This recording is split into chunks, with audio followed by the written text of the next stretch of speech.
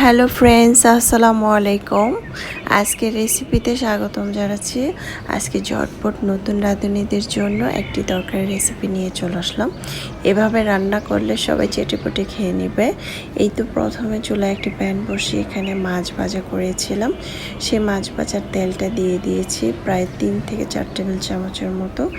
একটি বড় সাইজের পেঁয়াজ কুচি দিয়ে দিলাম, কাঁচামরিচ, খুব সুন্দরভাবে পেস্টটা ভেজে নেব। যখন পেস্টটা নরম হয়ে আসবে তখন আমি এখানে মশলা দেব। এখানে রসুন বাটা দিয়ে দিচ্ছি 1 টেবিল চামচ রসুন বাটা দিয়ে সুন্দরভাবে নেড়ে চেড়ে আমি এটা ভেজে নিচ্ছি 1 মিনিটের মতো। যখন এরকম ভাজা ভাজা হবে তখন খুব সুন্দর একটি ফ্লেভারও আসবে। এখন আমি দিয়ে দিব মশলা। আগে থেকে মশলাটাকে পানি দিয়ে ভিজিয়ে রেখেছিলাম। এখানে হলুদের গুঁড়া 1/2 টেবিল চামচ, মরিচের গুঁড়া 1 টেবিল চামচ, ধনিয়ার গুঁড়া 1/2 টেবিল চামচ, জিরার গুঁড়া 1 টেবিল চামচ, লবণ স্বাদ মতো দিয়ে আমি পানি দিয়ে ভিজিয়ে রেখেছিলাম। এভাবে মশলাটা রাখলে বাটা মশলার মতো ফ্লেভার আসবে, তরকারি খেতে কিন্তু অনেক মজার হবে। এখন মশলাটাকে আমি একটু পানি দিয়ে কষিয়ে নিব। তারপরে এখানে ইলিশ মাছ দিয়ে আমি গুঁড়ি কচু দিয়ে রান্না করছি।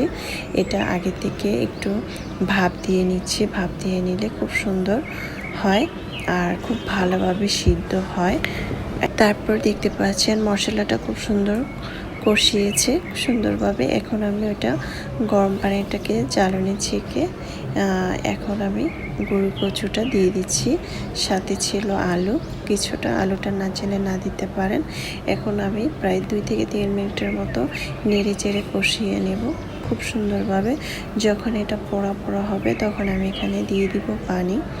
আমি গরম পানি দিয়ে দিচ্ছি, আপনারা চাইলে ঠান্ডা পানিও দেওয়া যাবে, কোনো সমস্যা নেই। আর আমি সবসময় তরকারির মধ্যে গরম পানি দিয়ে থাকি। এখন আমি এখানে 2 কাপ গরম পানি দিয়ে দিব।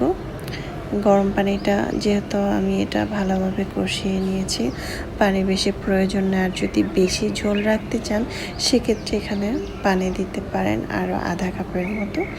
এখন আমি এটাকে রান্না করে নিব 5 মিনিট নেড়ে চেড়ে। এখন আমি আগে থেকে ইলিশ মাছ ভেজে নিয়েছিলাম মশলা দিয়ে। এখন আমি ইলিশ মাছটা দিয়ে দিচ্ছি। ইলিশ মাছটা দিয়ে খুব সুন্দরভাবে নেড়ে চেড়ে দিচ্ছি। চুলার আঁচটাকে বাড়িয়ে দিয়ে চাইলে ঢাকনা দিতে পারেন, না চাইলে না দিতে পারেন। যেহেতু আমি এটা হালকা ভাপ দিয়ে দিয়েছি, এটা দেওয়ার প্রয়োজন নাই। তো 5 মিনিট পর চলে আসলাম। আমি কিন্তু ধনেপাতা কুচিটা দিয়ে দিলাম।